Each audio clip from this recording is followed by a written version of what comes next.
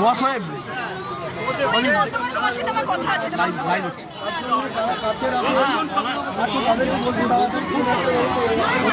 যারা বাড়িতে আসতে পারে, যারা বাড়িতে আছে তারা এসো, লজ্জা থাকলে এসো।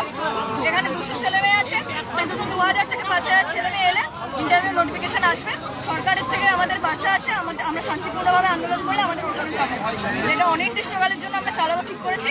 যদি লজ্জা থাকে দয়া করে এসো। লজ্জা লাগে না, কোন ঠিক কোন অজুহাতে এখনো বাড়িতে বসে আছেন আপনারাই জানেন। মানে আমরা কি মানুষ না? আর চাকরি শুধু আমাদেরই দরকার আপনাদের মনে হচ্ছে? আমাদের চাকরি দরকার না?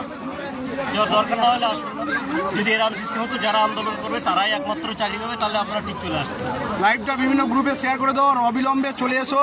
সুদূর কুচবিহার থেকে আমাদের সাধন ভাই এসছে, আর তোমরা বাড়িতে বসে ঘুমাচ্ছ। অ্যাকচুয়ালি কলকাতার রাস্তাতে যতগুলো আন্দোলন হয়েছে আমি প্রায় প্রত্যেকটা এসেছি, দুটো বাদ দিয়ে। মানে এছাড়া আমাদের 2022 স্টেট পার্টির ঐক্যমঞ্চের সংগঠন প্রত্যেক মাসে আমরা কর্মসূচি করে থাকি। এবারে তোর বিকল্প হয়নি, আমরা 3 তারিখে করেছি, আজকে আবার করেছি। আজকে আসার একটাই উদ্দেশ্য, যতক্ষণ অবধি মাননীয় মুখ্যমন্ত্রী অথবা পর্ষদ সভাপতি আমাদের সঙ্গে দেখা না করে আমাদের সঠিক বার্তা দেবে, আমরা তাদের মধ্যে উঠবো না।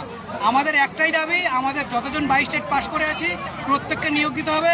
3 বছর হলো আমরা টেট দিয়ে টেট পাস করে বসে আছি, কিন্তু ওবিসি বাহানা মাত্র 6 মাস। এতদিন অবধি সরকার আমাদের কথা ভাবেনি, এখন সরকার ভাবছে এসএসসিদের নিয়ে। এসএসসিতে যারা যোগ্য প্রার্থী রয়েছে, যোগ্য শিক্ষক রয়েছে, তাদের প্রতি আমাদের সমবেদনা ছিল, আছে, থাকবে।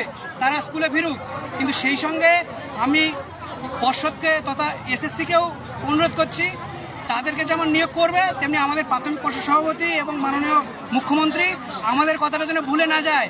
আমরা 2022 স্টেট পাস করে আছি, 3 বছর হলো। প্রাথমিক স্কুলগুলো শিক্ষকরা বন্ধ হয়ে যাচ্ছে। প্রাথমিক শিক্ষাকে যেমন বাঁচান তেমনি আমাদেরকেও বাঁচতে দিন। আমাদের বয়স পেরিয়ে যাচ্ছে, মানে 5-10 বছর করে আমরা 5 বছর পরে টেট দেওয়ার সুযোগ পেয়েছি। আমার বয়স 30 পার হয়ে গেছে।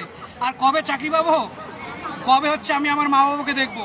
প্রত্যেকের ঘরে বৃদ্ধ মা বাবা রয়েছে, তাদের একটাই স্বপ্ন, ছেলে মেয়েকে হাজার হাজার টাকা খরচ করিয়ে প্রশিক্ষণ, ডিএলএড প্রশিক্ষণ করিয়েছে শুধু একটাই আশা দেখিয়ে যে তারা শিক্ষকতার চাকরি করবে। আর আমাদের সরকার প্রত্যেক বছর 2 লক্ষ ছেলে মেয়েকে ট্রেনিং প্রাপ্ত করছে, 1 লক্ষ বিএড, 1 লক্ষ হচ্ছে ডিএলএড করছে।